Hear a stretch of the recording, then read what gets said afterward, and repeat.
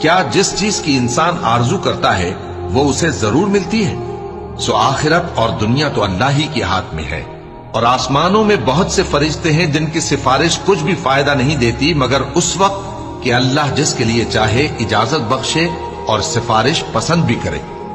جو لوگ آخرت پر ایمان نہیں لاتے وہ فرشتوں کو لڑکیوں کے نام سے موسوم کرتے ہیں، حالانکہ ان کو اس کی کچھ خبر نہیں۔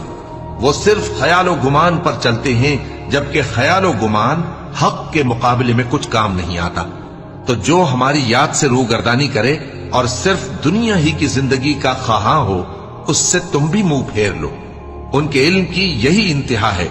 تمہارا پروردگار اس کو بھی خوب جانتا ہے جو اس کے رستے سے بھٹک گیا، اور اس سے بھی خوب واقف ہے جو رستے پر چلا۔ اور جو کچھ آسمانوں میں ہے اور جو کچھ زمین میں ہے سب اللہ ہی کا ہے، اور اس نے خلقت کو اس لیے پیدا کیا ہے کہ جن لوگوں نے برے کام کیے ان کو ان کے اعمال کا بدلہ دے۔